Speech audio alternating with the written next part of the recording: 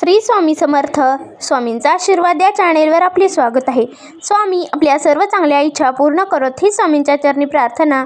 तर बघा, श्रावण महिन्याची सुरुवात ही पहिल्या सोमवारपासून झाली होती. पहिल्या सोमवारी अनेक भक्तांनी शिवपूजन केले. त्याचबरोबर अनेक शिवमंदिरामध्ये जाऊन महादेवांचे दर्शन घेतले. विविध पद्धतीने त्यांचा अभिषेक यथासांग पूजा केली. तर बघा, शिवपूजनासाठी श्रावण महिना हा सर्वोत्तम महिना मानला जातो. आता दुसरा श्रावणी सोमवार येत आहे. तर या दिवशी कोणती शिवमूठ व्हावी आणि व्रत कसे करावे आणि त्यांची पूजा कशी करावी हे आपण आजच्या व्हिडिओमध्ये पाहणार आहोत. तर व्हिडिओ नक्की शेवटपर्यंत पहा. भगवान महादेवांनी कामासुरावर विजय मिळवला होता.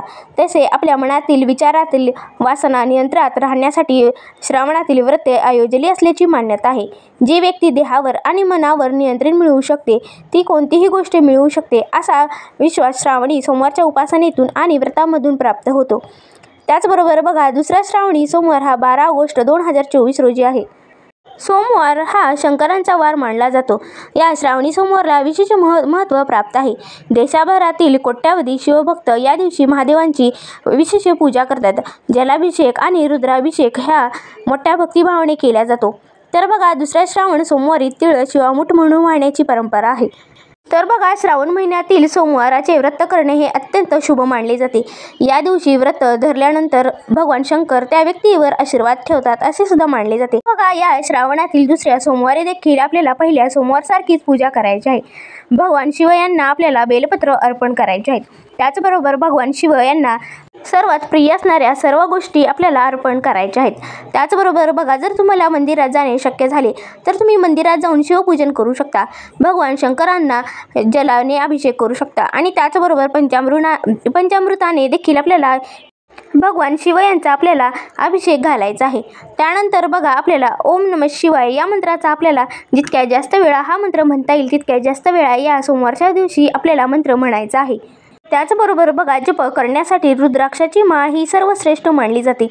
जर आपण रुद्राक्षाच्या माळेने हा शिवमंत्र म्हटला तर तो लवकर सफल ठरतो आणि तो भगवान शिव यांच्यापर्यंत लवकर पोहोचतो असे म्हटले जाते.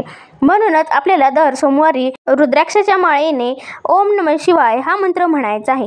त्याचबरोबर बघा, जर तुम्हाला शिवलीलामृत पठण करायचे असेल तर तुम्ही ते सुद्धा करू शकता. शिवलीलामृत ग्रंथाचे वाचन करणे या महिन्यामध्ये अत्यंत शुभ मानले जाते. तर बघा, 7 दिवसांचे हे शिवलीलामृत पारायण हे अवश्य करावे. जर तुम्हाला वेळ नसेल तर तुम्ही 1 दिवसीय हे शिवलीलामृत सुद्धा वाचू शकता. मात्र बघा, आपल्याला हे शिवलीलामृताचा ग्रंथ आपल्याला 1 दिवसात वाचायचा असतो.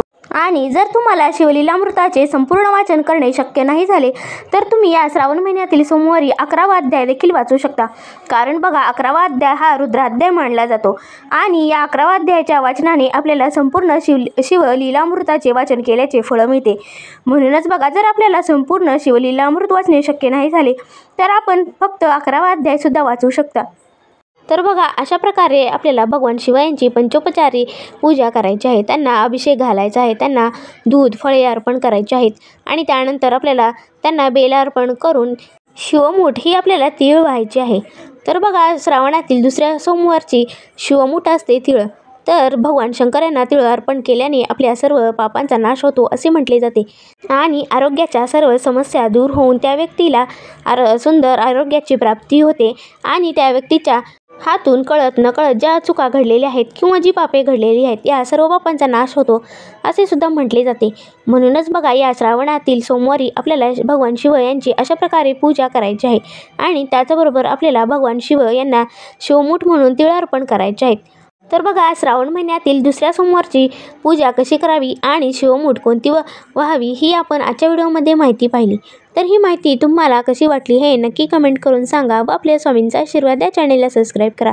श्री स्वामी समर्थ.